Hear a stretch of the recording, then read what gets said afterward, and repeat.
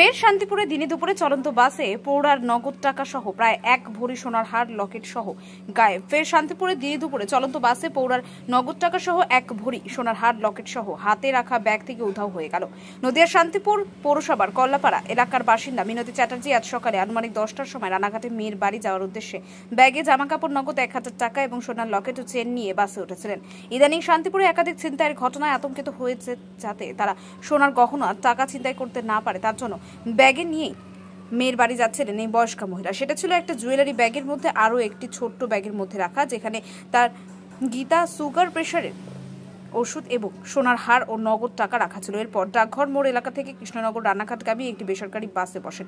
মহিলার অভিযোগ, বাসে ওটা এক ফেরিওয়ালা যিনি লজেন্স বিক্রি করেন তার কাছে লজেন্স কিনে টাকা দিতে গিয়ে দেখেন ব্যাগের মধ্যে সে ছোট্ট ব্যাগে নগদ টাকা ও সোনার জিনিস রেখেছিলেন, সেই ব্যাগটি নেই। বয়স্কা মহিলার সন্দেহের বাসের কন্ডাক্টর ছিলেন সামনে আর হকার ছিলেন পেছনে ছিলেন। সামনের দিকে দুজন যাত্রী নেমে যান, তার ক্ষেত্রে তাদের নেওয়াটাই স্বাভাবিক নয়, কিন্তু পেছনে একমাত্র ছিলেন হকার। তাদের সন্দেহ তীর তার দিকেই।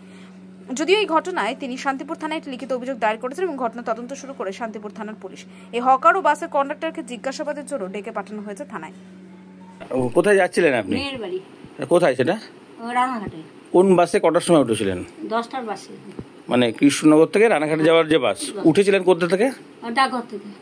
ডাকঘর থেকে। ওটার সময় কি ভিড় টিড় ছিল? না না, একদম না, কিছু ছিল, ফাঁকা বাস। মানে আপনি উঠেই সিটে বসলেন? সিটে আমি বসতে যাচ্ছি তো, তার মধ্যেই ওর ব্যাগটা। হ্যাঁ, কখন হয়েছে সেটা ছেড়ে দিন, আমি বলছি বসার পরে আপনি লক্ষ্য করলেন? বসার পর লক্ষ্য। কি কিছু কিনতে যাচ্ছিলেন নাকি? কিনতে ওই লজেন্স কিনতে যাচ্ছিলাম, গিয়ে দেখছি যে বাচ্চাদের জন্য যাবো লজেন্স একটু কিনে নিয়ে যাই। ওই লজেন্স কিনতে গিয়ে দেখি যে মানে এই যে ব্যাগটা জুয়েলারি যে বড় ব্যাগটা, এটা আপনার হাতে ছিল? না, এটাও ছিল, আর একটাও লাইলনের বা কিছু ব্যাগ ছিল। ওর মধ্যে আমার সুগারের ওষুধ রয়েছে, প্রেসারের ওষুধ রয়েছে। কোনটার মধ্যে?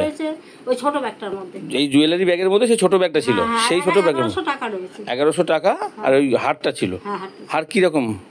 লকেট টকেট দেওয়া? লকেট দেওয়া। হ্যাঁ। কত মানে ওজন? ওই মানে 12 আনা 1 ভরির মধ্যে হবে। আচ্ছা, তো ওইটা কি করতে নিয়ে যাচ্ছিল? ওটা তো পড়ে যায় অনেক। পড়ে যায় তো, এখন রাস্তাঘাটে দিনকাল ভালো না, তো ওই জন্য আমি ওখানে গিয়ে পড়বো বলে। মানে জামাই বাড়ি থেকে গিয়ে ওখানে মেয়ের বাড়ি গিয়ে ওখানে পড়বেন বলে নিয়ে সবসময় এমনিই ক্যারি করে নিয়ে যায়। তো এইটুকু সময়ের মধ্যে আপনি মনে পড়ছে কেউ আপনাকে? মতিগঞ্জের মধ্যে এইটুকুনি সময়ের মধ্যে ব্যাস। ও মানে ডাকঘর থেকে উঠলেন আর মতিগঞ্জ পর্যন্ত যেতে গিয়ে দেখছেন? তখনই আমি নেমে পড়লাম মতিগঞ্জে, যে আমার পয়সা দেওয়ার মতন আর কিছু ছিল না। কাউকে কিছু সন্দেহ করলেন ওইটুকু মধ্যে? বাদামওয়ালাটা পেছনে, আমার বাদামওয়ালাটা রয়েছে, বাদামওয়ালাটাও বললাম যে আপনি দেখুন আমার ব্যাগটা নিয়েছেন। হ্যাঁ, তা অস্বীকার করলো। না, আপনি কি করে বুঝলেন যে উনিই নিয়েছে? আমার পেছনে তো উনিই উঠছিলেন। ও, আর কেউ ছিল না? না, তারপরে কেউ ছিল না। ওখান থেকে বাদাম বিক্রি করে? আচ্ছা, তো এই বিষয়টি আপনি শান্তিপুর থানায় লিখিতভাবে জানাবেন তো? হ্যাঁ, জানানো তো দরকার, কিন্তু না এখন বাসের কোনো নাম টাম বুঝতে পারেননি? আনুমানিক হচ্ছে 10টার পরে। 10টা। আচ্ছা, আপনার বাড়ি কোথায়? আমার কল্লাপাড়া। এটা কল্লাপাড়া। আপনার নাম? মিনতি চ্যাটার্জি। স্বামী? সৌমেন চ্যাটার্জি। মৃত, স্বর্গীয়। আর মেয়ে বলতে রানাঘাটে? রানাঘাটে।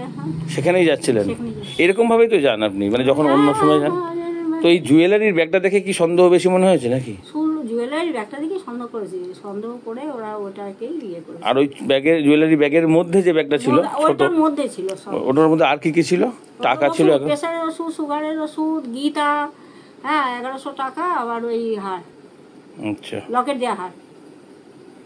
কি নাম আপনার বললেন? মিনতি চ্যাটার্জি।